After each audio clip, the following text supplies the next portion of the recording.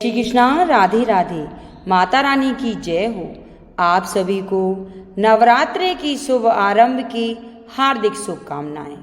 आज नवरात्र का पहला दिन यानी कि प्रतिपदा तिथि है, तो आज आप सुनेंगे नवरात्रा व्रत की संपूर्ण कथा। साल 2024 में कलश स्थापना का शुभ मुहूर्त है गुरुवार 3 अक्टूबर, जो शनिवार 12 अक्टूबर को विसर्जन होगा। इस बार माता रानी का वाहन डोली है। यह शुभ फल नहीं है। जब माता रानी डोली में आती है तो संसार में क्लेश, कलेश, नकारात्मक ऊर्जाएं होती हैं। अब जानते हैं कि कलश स्थापना कैसे करें। कलश की स्थापना ईशान कोण यानी कि उत्तर पूर्वी कोने में करनी चाहिए। जब भी कलश की स्थापना करें तो माँ दुर्गा के दाईं ओर कलश को रखना चाहिए। कलश को एक बार स्थापित करने के बाद में वहाँ से 9 दिन तक बिल्कुल भी नहीं हिलाना चाहिए। ऐसा करने से हमारी पूजा खंडित हो जाती है। और रोजाना स्नान करके सुबह और शाम माँ की प्रतिमा के आगे एक घी का दीपक और एक तेल का दीपक जरूर जलाना चाहिए। आप व्रत किस प्रकार कर रहे हैं? व्रत करना चाहते हैं, एक समय भोजन करके रखना चाहते हैं, या फिर 2 ही व्रत रखना चाहते हैं, या फिर पूरे 9 दिन व्रत रखना चाहते हैं? यह संकल्प माँ के कलश स्थापना के समय लेना चाहिए। जब भी कलश की स्थापना करें, पंच देव, इष्ट देव और कुल देव का स्मरण अवश्य करना चाहिए। पंचदेव में होते हैं सर्वप्रथम गणेश जी, फिर सूर्य भगवान, शिव जी, श्री हरि विष्णु और माँ दुर्गा। ये पंचदेव माने जाते हैं, तो इन सभी की पूजा अवश्य करनी चाहिए। नवरात्रि के दौरान सभी देवी देवताओं की पूजा की जाती है। आपके अपने जो कुल देव या इष्ट देव हैं, उनकी पूजा आप नवरात्रि के दौरान कर सकते हैं, क्योंकि नवरात्रि के दौरान की गई पूजा ज़्यादा सफल होती है। जब भी पूजा करें और व्रत रखें तो हमें इसकी कथा भी अवश्य सुननी चाहिए, तभी हमारा व्रत संपन्न होता है।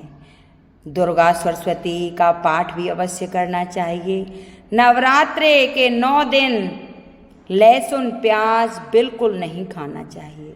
पूरे घर में कोई भी सदस्य लहसुन प्याज ना खाए, चाहे उन्होंने व्रत रखा है या नहीं रखा। तो आइए सभी के मंगल जीवन की कामना करते हुए कथा का शुभारंभ करते हैं। सबसे पहले सुनेंगे गणेश गजानन की कथा। बोलो गणेश भगवान की जय। कथा प्रारंभ करने से पहले सभी माता बहनों से अनुरोध है कि कमेंट बॉक्स में जय गणेश भगवान की और माँ दुर्गा की जरूर लिखें। एक समय की बात थी कि गणेश भगवान एक चम्मच में दूध लेके और एक मुट्ठी में चावल लेके निकल पड़ते हैं कि देखता हूँ पृथ्वी पर कौन कैसा है। तो हर घर जाते हैं कि कोई मेरी खीर बना दो, कोई मेरी खीर बना दो, लेकिन कोई नहीं सुनता। एक बुढ़िया माई दरवाजे पर बैठी होती है और वह कहती है कि अरे बेटा, मैं तेरी खीर बनाती हूँ, बच्चे का क्या बहलाना। तो बुढ़िया माई उसे अंदर ले जाती है और छोटा सा पतीला लाकर कहती है, बेटा इसमें अपना दूध डाल दे। वह कहता है, माँ यह पतीला तो बहुत छोटा है, मेरी खीर इसमें नहीं बनेगी। बुढ़िया माई कहती है कि हम तो गरीब हैं, बड़ा पतीला कहाँ से लाएं, मेरा बेटा विदेश परदेश गया है। अंदर से बहू निकलती है, क्या हुआ माँ जी?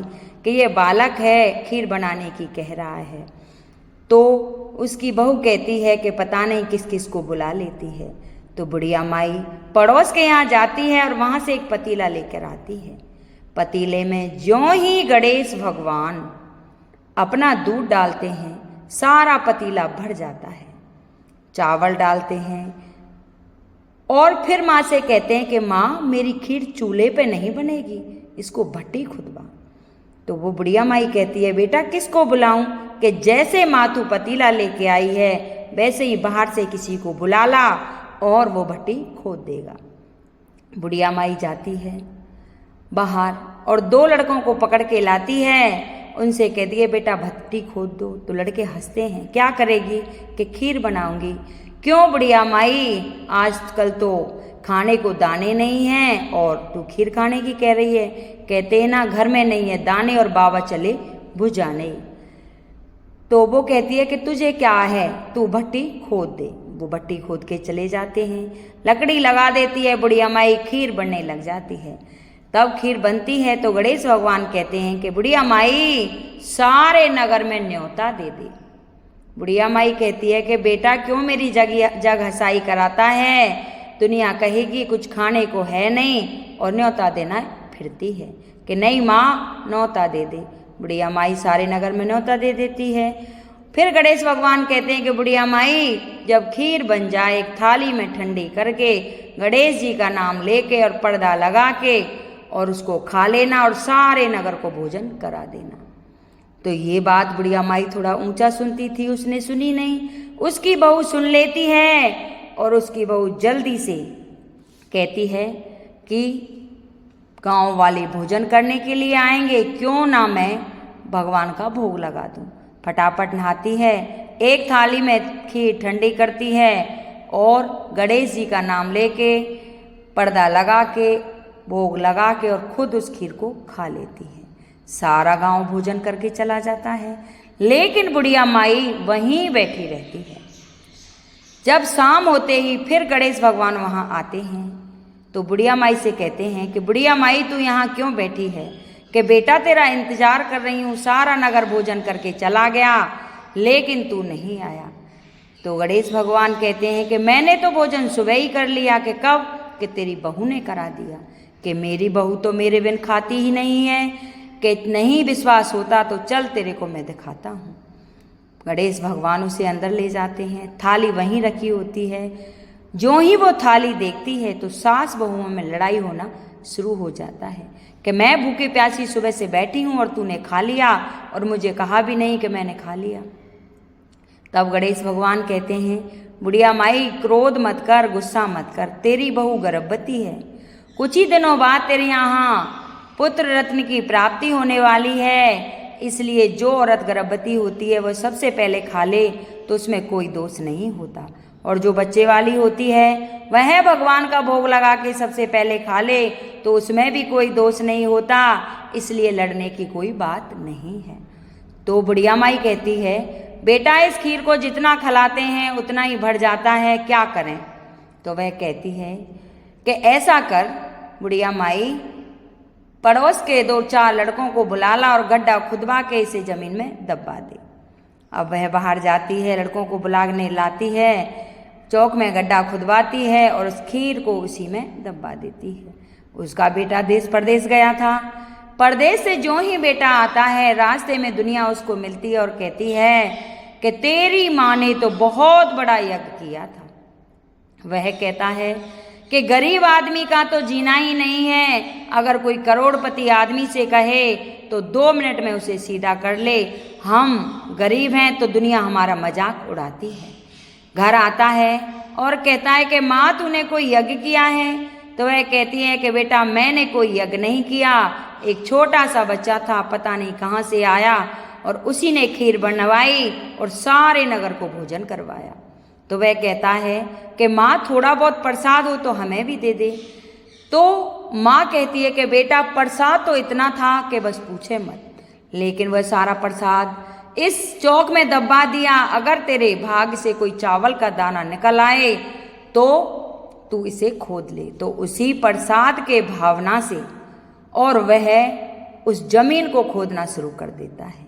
तो वहाँ क्या देखता है, हीरा जवाहरात सोने चांदी निकलना शुरू हो जाते हैं। हे गणेश भगवान, जैसे उस बुढ़िया माई और उस बेटे को दिया वैसे ही जो मेरी कथा सुने हुंकारा भरे उनकी सभी की मनोकामना पूर्ण करना। बोल गणेश भगवान की जय।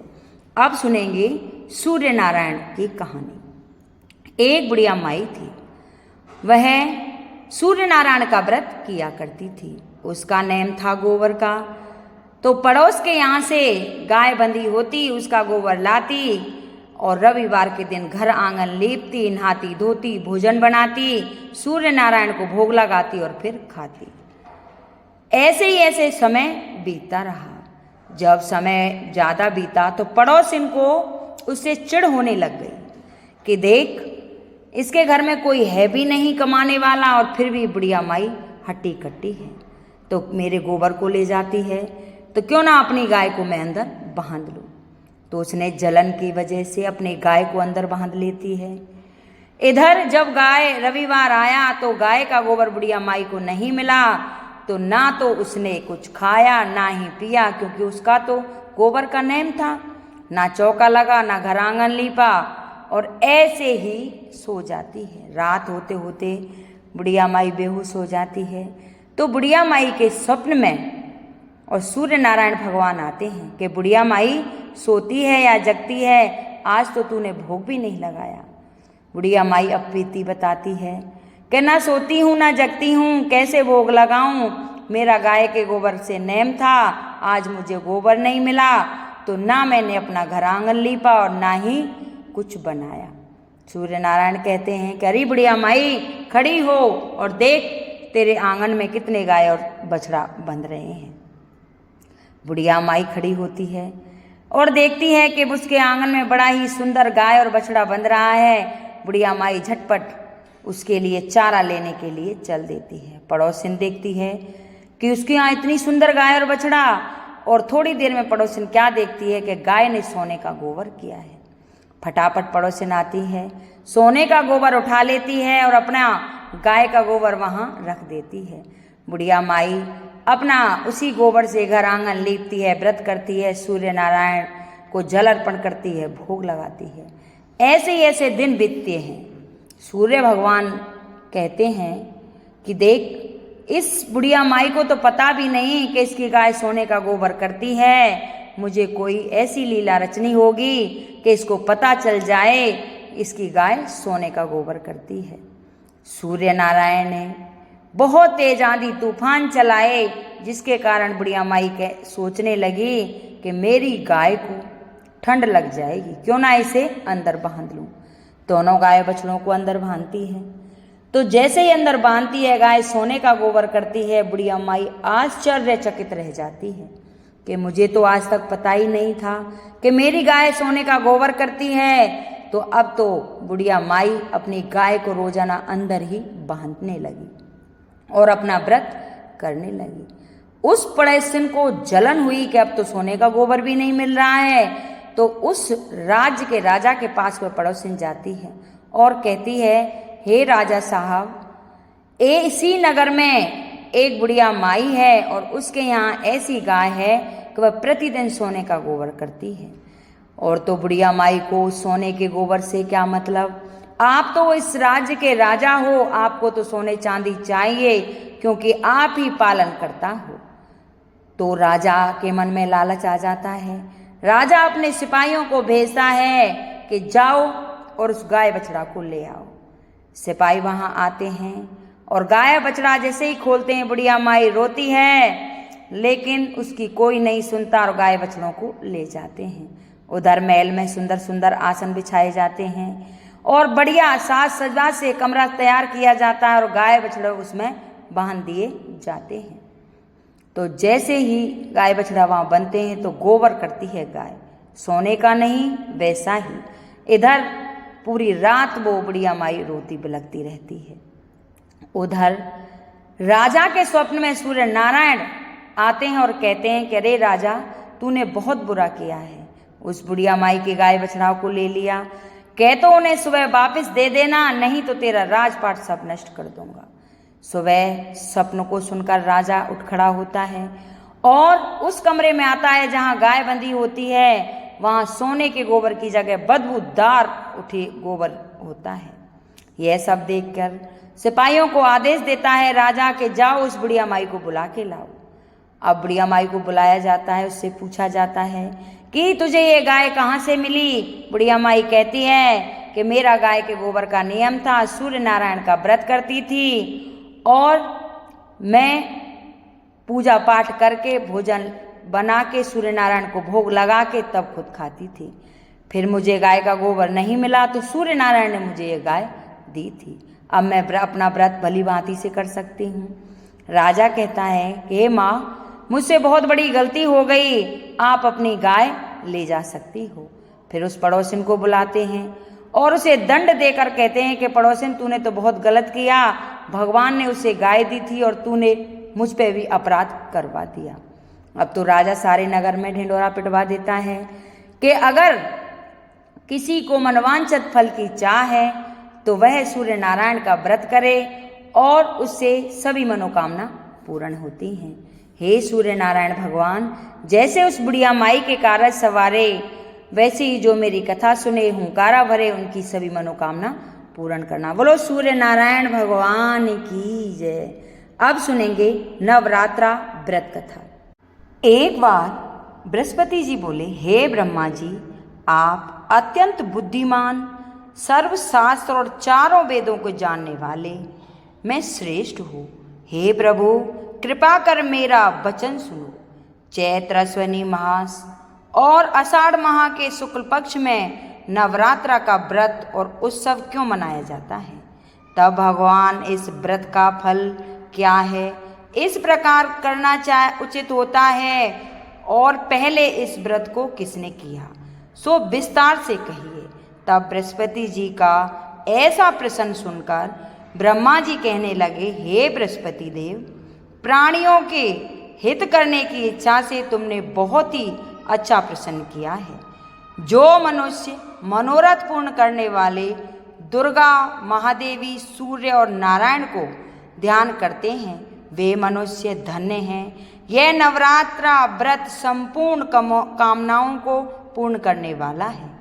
इसके करने से पुत्र चाहने वाले को पुत्र, धन चाहने वाले को धन, विद्या चाहने वाले को विद्या और सुख चाहने वाले को सुख मिलता है। इस व्रत को करने से रोगी मनुष्य का रोग दूर हो जाता है और कारागार में पड़ा हुआ मनुष्य बंधन से छूट जाता है। मनुष्य की तमाम विपत्तियां दूर हो जाती हैं और उसके घर में संपूर्ण संपत्ति आकर उपस्थित हो जाती है। बंध्या और काग बांध्य के इस व्रत के करने से पुत्र को प्राप्ति होती है।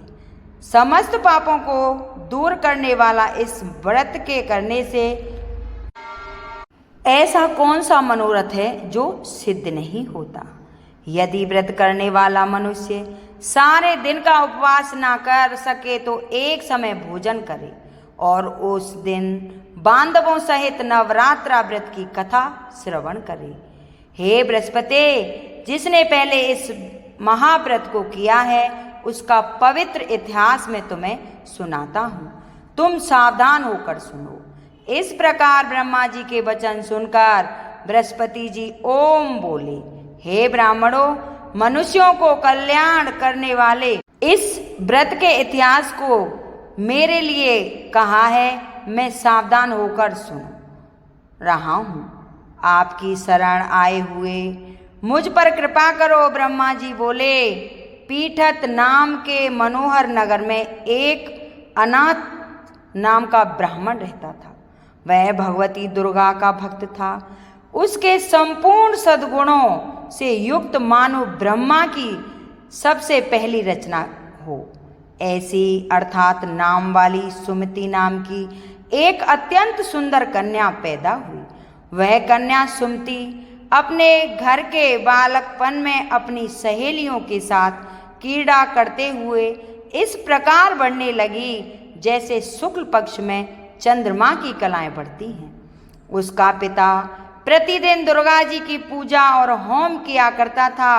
उस समय वह भी नियम से वहां उपस्थित होती थी। एक दिन वह सुमति अपनी सखियों के साथ खेलने लग गई और भगवती के पूजन में उपस्थित नहीं हुई। उसके पिता को पुत्री की ऐसी असावधानी देखकर क्रोध आया और पुत्री से कहने लगा कि हे दुष्ट पुत्री, आज प्रभात से तुमने भगवती का पूजन नहीं किया। इस कारण मैं किसी कुष्ठी और जय माता दी दरिद्र मनुष्य के साथ तेरा विवाह करूंगा। इस प्रकार कुपित पिता के वचन सुनकर सुमति को बड़ा दुख हुआ और पिता से कहने लगी कि हे पिताजी, मैं आपकी कन्या हूँ, मैं आपकी सब तरह से अधीन हूँ, जैसी आपकी इच्छा हो मेरा विवाह आप कर सकते हो। वही जो मेरे भाग्य में होगा, जो देखा जाएगा, मेरा तो इस पर पूर्ण विश्वास है। मनुष्य न जाने कितने मनोरथों को चिंतन करता है, पर होता वही है जो भाग्य में विधाता ने लिख दिया होता है। जो जैसा करता है उसको फल भी उसी कर्म के अनुसार ही मिलता है, क्योंकि कर्म करना मनुष्य के अधीन है, पर फल देना देव के अधीन है। जैसे अग्नि में पड़े हुए तृण दी उसको अधिक प्रदीप्त करते हैं, उसी तरह अपनी कन्या के ऐसे निर्भयता से कहे हुए वचन सुनकर उस ब्राह्मण को अधिक क्रोध आया। तब उसने अपनी कन्या का एक कुष्ठी के साथ विवाह कर दिया और अत्यंत क्रोध होकर पुत्री से कहने लगा कि जाओ जाओ, जल्दी जाओ, अपने कर्म का फल भोगो। देखो केवल भाग्य भरोसे पर रहकर क्या करती हो। इस प्रकार से कहे हुए पिता के कटु वचनों को सुनकर सुमति अपने मन में विचार करने लगी कि अहो, मेरा बड़ा दुर्भाग्य है कि जिससे मुझे ऐसा पति मिला। इस तरह अपने दुख का विचार करती हुई वह सुमति अपने पति के साथ वन में चली गई और भयानक वन में कुशा युक्त उस स्थान पर उन्होंने वह रात बड़े कष्ट से व्यतीत की। उस गरीब बालिका की ऐसी दिशा देखकर भगवती पूर्व पुण्य के प्रभाव से प्रकट होकर सुमति से कहने लगी कि हे ब्राह्मणी, मैं तुम पर प्रसन्न हूँ, तुम जो चाहो वरदान मांग सकती हो। मैं प्रसन्न होने पर मनवांचित फल देने वाली हूँ। इस प्रकार भगवती दुर्गा का वचन सुनकर ब्राह्मणी कहने लगी कि आप कौन हैं जो मुझ पर प्रसन्न हुई हो। यह सब मेरे लिए कहा और अपनी कृपा दृष्टि से मुझ दासी को कृतार्थ करो। ऐसी ब्राह्मणी का वचन सुनकर देवी कहने लगी कि मैं आदि शक्ति हूँ और मैं ही ब्रह्मा, विद्या और सरस्वती हूँ।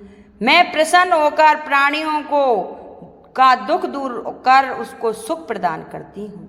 हे ब्राह्मणी, मैं तुम पर तेरे पूर्व जन्म के पुण्य प्रभाव से प्रसन्न हूँ। तुम्हारे पूर्व जन्म का वृतांत सुनती हूँ, सुनो। तू पूर्व जन्म में निषाद भील की स्त्री थी और अति पतिव्रता थी। एक दिन तेरे पति निषाद ने चोरों की चोरी के कारण तुम दोनों को सिपाहियों ने पकड़ लिया और ले जाकर जेल खाने में कैद कर दिया। उन लोगों ने तेरे को और तेरे पति को भोजन भी नहीं दिया। इस प्रकार नवरात्रि के 9 दिनों में तुमने ना तो कुछ खाया और ना जल ही पिया, इसलिए 9 दिन तक नवरात्रा का व्रत हो गया। हे ब्राह्मणी, उन दिनों में जो व्रत हुआ उस व्रत के प्रभाव से प्रसन्न होकर तुम्हें मनवांछित वस्तु दे रही हूँ। तुम्हारी जो इच्छा हो सो मांगो। इस प्रकार दुर्गा के कहे वचन सुनकर ब्राह्मणी बोली कि अगर आप मुझ पर प्रसन्न हैं तो हे दुर्गे, आपको प्रणाम करती हूँ। कृपा करके मेरे पति के कोढ़ को दूर करो। देवी कहने लगी कि उन दिनों में जो तुमने व्रत किया था उस व्रत के 1 दिन का पुण्य अपने पति को कोढ़ दूर करने के लिए अर्पण करो। मेरे प्रभाव से तेरे पति का कोढ़ से रहित और सोने के समान शरीर वाला हो जाएगा। ब्रह्मा जी बोले। इस प्रकार देवी का वचन सुनकर वह ब्राह्मणी बहुत प्रसन्न हुई और पति की निरोग करने की इच्छा से ठीक है ऐसी बोली। तब तक उसके पति का शरीर भगवती दुर्गा की कृपा से कुष्ठहीन होकर अति कांति युक्त हो गया। उसकी कांति के सामने चंद्रमा की कांति भी क्षीण हो जाती है। वह ब्राह्मणी पति की मनोहर देह को देखकर देवी को अति पराक्रमी वाली समझकर स्तुति करने लगी कि हे दुर्गे, आप दुर्गत को दूर करने वाली, तीनों जगत का संताप हरने वाली, समस्त दुखों को दूर करने वाली, रोगी मनुष्यों को निरोग करने वाली, प्रसन्न होने पर मनवांछित वस्तु को देने वाली और दुष्ट मनुष्य का नाश करने वाली हो। तुम ही सारे जगत की माता और पिता हो। हे अम्बे, मुझ अपराध रहित अबला की मेरे पिता ने कुष्ठ के साथ विवाह कर मुझे घर से निकाल दिया। उसकी निकाली हुई मैं पृथ्वी पर घूमने लगी। आपने ही मेरा इस आपत्ति रूपी समुद्र से उद्धार किया है। हे देवी, आपको प्रणाम करती हूँ, मुझ दीन की रक्षा करो। ब्रह्मा जी बोले कि हे बृहस्पति, इसी प्रकार उस सुमति ने मन से देवी की बहुत ही स्तुति की। उससे की हुई स्तुति सुनकर देवी को संतोष हुआ और ब्राह्मणी से कहने लगी कि हे ब्राह्मणी, तुम्हारे उदायल नाम का एक अति बुद्धिमान, धनवान, कीर्तिवान और जितेंद्रिय पुत्र शीघ्र ही होगा। ऐसा कहकर वह देवी उस ब्राह्मणी से फिर कहने लगी कि हे ब्राह्मणी, और जो कुछ तेरी इच्छा हो तो वह मनवांछित वस्तु तुम मांग सकती हो। ऐसा भगवती दुर्गा का वचन सुनकर सुमति बोली कि हे भगवती दुर्गे, अगर आप मेरे पर प्रसन्न हैं तो कृपा कर मुझे नवरात्रि विधि बतलाएं। दानवती, जिस विधि से नवरात्रा व्रत करने से आप प्रसन्न होती हैं, उस विधि और उसके फल को मेरे लिए विस्तार से वर्णन कीजिए। इस प्रकार ब्राह्मणी के वचनों को सुनकर दुर्गा कहने लगी कि हे ब्राह्मणी, मैं तुम्हारे लिए संपूर्ण पापों को दूर करने वाले नवरात्रा की विधि बताती हूँ, तुम ध्यान से सुनो। जिसको सुनने से तमाम पापों से छुटकारा, मोक्ष की प्राप्ति होती है। अश्वनी मास के शुक्ल पक्ष की प्रतिपदा से लेकर 9 दिन तक विधि पूर्वक व्रत करें। यदि दिन भर का व्रत ना कर सकें तो एक समय का भोजन करें। ब्राह्मणों से पूछकर घट स्थापना करें और वाटिका बनाकर उसको प्रतिदिन जल से सींचें। महाकाली, महालक्ष्मी, महासरस्वती की मूर्तियां बनाकर उनकी नित्य विधि सहित पूजा करें। पुष्पों से विधि पूर्वक अर्घ दें। बिजोरा के फूल से अर्घ देने से रूप की प्राप्ति होती है। जायफल से कीर्ति, दाख से कार्य सिद्धि होती है। आंवले से मुख और केले से भूषण की प्राप्ति होती है। इस प्रकार फलों से अर्घ देने कर यथाविधि हवन करें। खांड, घी, गेहूं, शहद, जौ, तिल, बिंब, नारियल, दाख और दखम, इनसे हवन करें।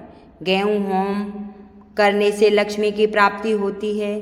खीर व चंपा के पुष्प से धन और संतानों से तेज और सुख की प्राप्ति होती है। आंवले से कीर्ति, केले से पुत्र को हो, कमल से राज संपन्न और दुखों से सुख सम की प्राप्ति होती है। व्रत करने वाला मनुष्य इस विधान से होम कर आचार्य को अत्यंत नम्रता के साथ प्रणाम करे और यज्ञ की सिद्धि के लिए उसे दक्षिणा दे। इस महाव्रत को पहले बताई हुई विधि के अनुसार जो कोई करता है उसके सब मनोरथ सिद्ध हो जाते हैं। इसमें तनिक भी संचय नहीं है। इन 9 दिनों में जो कुछ दान आदि दिया जाता है उसका करोड़ों गुना फल मिलता है। इस नवरात्रि के व्रत करने से ही अश्वमेघ यज्ञ का फल मिलता है। हे ब्राह्मणी, इस संपूर्ण कामनाओं को पूर्ण करने वाले उत्तम व्रत को तीर्थ, मंदिर अथवा घर में ही विधि के अनुसार करें। ब्रह्मा जी बोले कि हे बृहस्पति, इस प्रकार ब्राह्मणी को व्रत की विधि और फल बताकर देवी अंतर ध्यान हो गई। जो मनुष्य या स्त्री इस व्रत को भक्ति पूर्वक करता है वह इस लोक में सुख पाकर अंत में दुर्लभ मोक्ष को प्राप्त होता है। बृहस्पति, यह दुर्लभ व्रत का महात्म्य मैंने तुम्हारे लिए बतलाया है। ऐसा ब्रह्मा जी के वचन सुनकर बृहस्पति देव जी आनंद के कारण रोमांचक हो गए और ब्रह्मा जी से कहने लगे, हे ब्रह्मा जी, आपने मुझ पर अति कृपा की है जो अमृत के समान इस नवरात्रा व्रत का महात्म्य सुनाया है। हे प्रभु, आपके बिना और कोई इस महात्म्य को सुन सकता है। ऐसा बृहस्पति जी के वचन सुनकर ब्रह्मा जी बोले कि हे बृहस्पति, तुमने सब प्राणियों के हित करने वाली इस अलौकिक व्रत को पूछा है, इसलिए तुम ध्यान हो। यह भगवती शक्ति संपूर्ण लोकों का पालन करने वाली है। इस महादेवी के प्रभाव को कौन जान सकता है। ये थी नवरात्रि के 9 दिन सुनी जाने वाली कथा। हे माँ भगवती, जैसे उस ब्राह्मणी पर कृपा करी वैसे ये मेरी कथा सुने, हुंकारा वरे उनकी सभी मनोकामना पूर्ण करना। अब सुनेंगे मधुकैटभ व्रत। महर्षि मार्कंडे जी बोले, भगवान सूर्य के पुत्र सावर्णी की उत्पत्ति की कथा को मैं विस्तार से कहता हूँ, आप ध्यान से सुनिए। प्राचीन काल में स्वारोच मनमंतर के चैत्रवंशी राजा सूरत समस्त पृथ्वी के चक्रवर्ती राजा हुए। यवन राजाओं में राजा सूरत की शत्रुता हो गई। दुष्ट दल राजा सूरत से उनका भयंकर युद्ध हुआ और थोड़ी सेना होने के कारण यवन राजाओं के सूरत को हार दिया। तदनंतर राजा अपने नगर में आकर राज्य करने लगा, तो भी अन्य शत्रु राजाओं ने अपना सूरत पर चढ़ाई कर दी और नगर में भी दुराचारी मंत्रियों ने राजा का कोष, सैन्य तथा समस्त वस्तुएं छीन ली। तब राजा हार कर अकेला ही घोड़े पर सवार होकर शिकार खेलने के बहाने घोर जंगल में चला गया। वहां उन्होंने महर्षि मेघा का सुंदर आश्रम देखा, जो हिंसक सिंह आदि पशुओं तथा शिष्यों और ऋषि मुनियों से सुशोभित था। वहां बैठे हुए महर्षि मेघा को राजा सूरत नमस्कार किया। कुछ काल के बाद फिर वह अपने राज्य तथा प्रजा की चिंता में विचरने लगे कि जिस राज्य को मेरे पूर्वजों ने भली भांति चलाया और प्रजा का पालन किया, वह आज मुझसे दूर चला गया है। वे दुष्ट मंत्री ने और भोजन प्राप्त करते थे, अब वह दुष्ट राजाओं के आश्रय में रहकर कष्ट पाते हैं। अरे भाई, तुम कौन हो और यहाँ क्यों आए हो?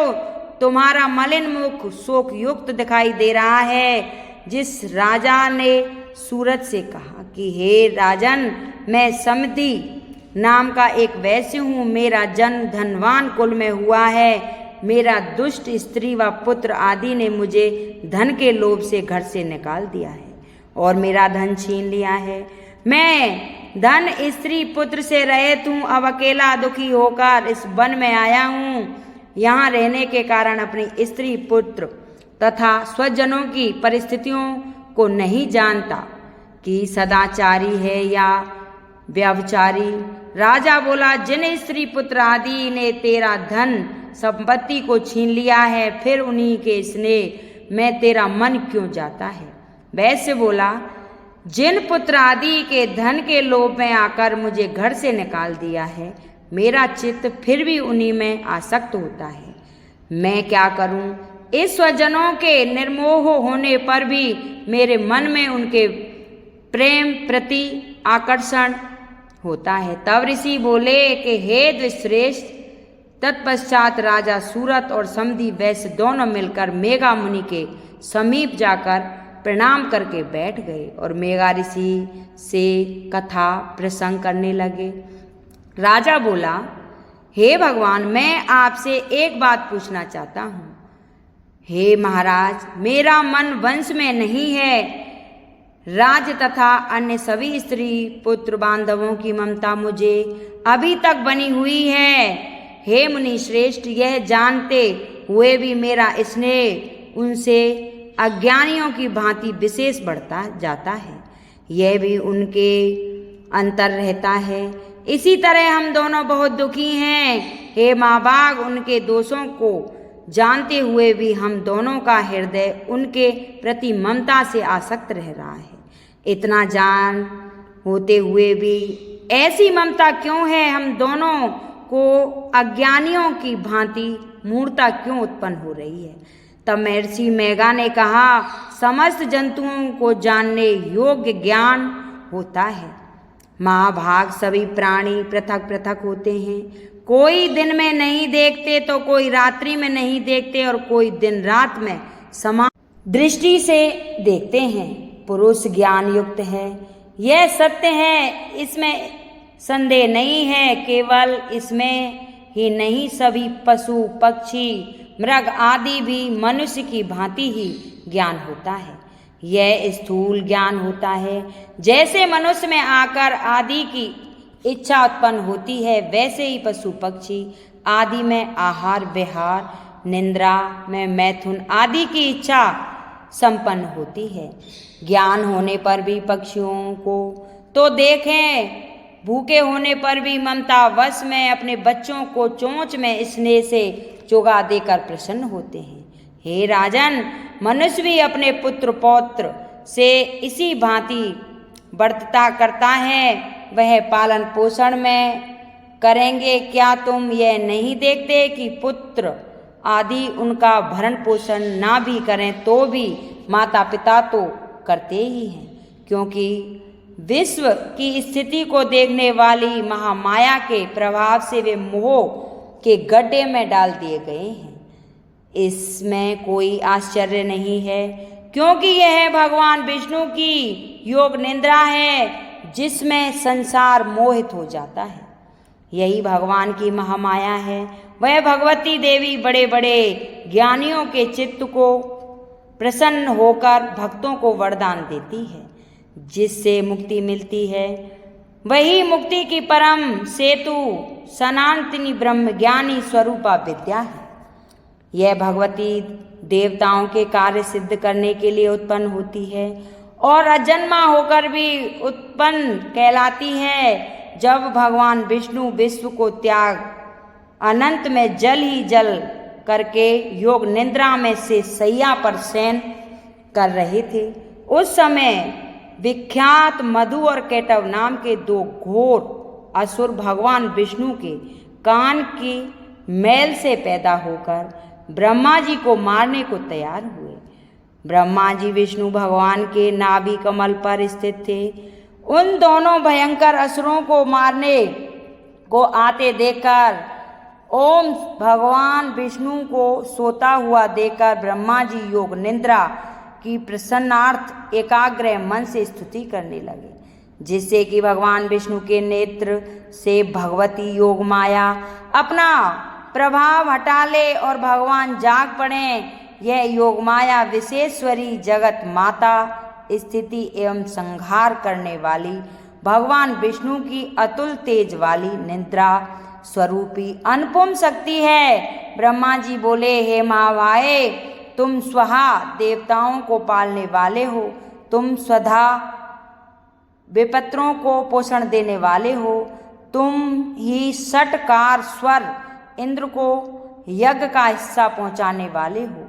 अमृत भी तुम ही हो, अक्षरों में स्वर तुम ही हो, तथा नित्य आद्य मात्र व्यंजन तुम ही हो। हे देवी, तुम ही साध्य सावित्री और संसार की जननी हो। और हे मातेश्वरी, विश्व की उत्पन्न पालन और संहार करने वाली आप ही हो। आप ही महाविद्या महादेवी महाश्वरी हो। आप ही समस्त चराचर के तीनों लोकों में सत्य रज तम को उत्पन्न करने वाली प्रकृति हो। आप ही काल रात्रि हो। आप खंड त्रिशूल घोर गदा चक्र शंख धनुष बाण भ्रगुनी पर्दी आदि अस्त्र शस्त्र को धारण करने वाली हो। हे देवी, आप ही सौम्यता हो तथा संसार में आप ही अति सुंदर हो तथा अपरों में श्रेष्ठ आप ही हो। परमेश्वरी हो, जो इस विश्व की रचना और पालन संहार करने में उन भगवान विष्णु को अपनी निद्रा के बस में कर लिया है। फिर भला बताइए कि कौन आपकी प्रार्थना करके समर्थ है, जबकि आपने भगवान विष्णु ईशान शंकर तथा मुझसे यह शरीर ग्रहण कर लिया है। आप मोह लीजिए और विष विपत्ति भगवान विष्णु को जगाइए। इन दोनों महासुरों का संहार करने के लिए भगवान को बुद्धि दीजिए। तब ऋषि बोले, इस प्रकार जब ब्रह्मा जी ने मधु और कैटभ असुरों के संहार के लिए तथा विष्णु को जगाने के लिए तीसरी तामसी देवी की प्रार्थना की, तो उसी समय भगवान विष्णु के नयन, मुख, नाक, भुजा, हृदय और वक्ष स्थल से निकलकर अव्यक्त योग माया उपस्थित हो गई और योग निद्रा से भगवान जाग गए। तदनंतर भगवान विष्णु ने उन पराक्रमी वीर्यवान मधु और कैटभ असुरों को देखा, जिनकी ब्रह्मा जी को आंखें लाल हो गईं। तब भगवान विष्णु ने से सैया से उठकर उन असुरों से 5000 वर्ष तक युद्ध किया। अति बलशाली महा उन्मत्त दोनों असुरों को महामाया ने मोहित कर रखा था। अतः दुष्ट ने भगवान से कहा कि आप हमसे वरदान मांगो। भगवान ने कहा, यदि तुम पर प्रसन्न हो तो मेरे हाथों तुम्हारी मृत्यु हो।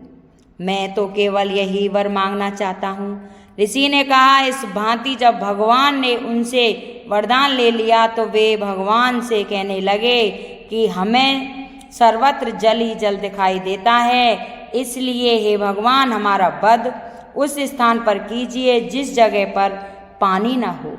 ऋषि मेघा ने कहा, तब भगवान विष्णु ने शंख चक्र और गदा धारण की और उनसे तथा अस्तु कहा और दोनों के सिर अपनी जांघों पर रखकर चक्र में से काट दिए। इस प्रकार यह महामाया देवी श्री ब्रह्मा जी की प्रार्थना करने पर स्वयं उत्पन्न हुई। हे राजन, मैं अब इसके प्रभाव को आपसे क्या बताऊं। ये थी नवरात्रि के 9 दिन सुनी जाने वाली संपूर्ण व्रत कथा। हे माता रानी, जैसे आपने देवताओं के कार्य सवारे, भगवान विष्णु के कार्य सवारे, ऐसे ही जो भी मेरी ये कथा सुने हुंकारा भरे उनकी सभी मनोकामना पूर्ण करना। और मेरी कथा अगर किसी को पसंद आए तो कमेंट बॉक्स में जय माँ दुर्गा की जरूर लिखना। बोलो दुर्गा माता की जय, बोलो नव दुर्गा की जय।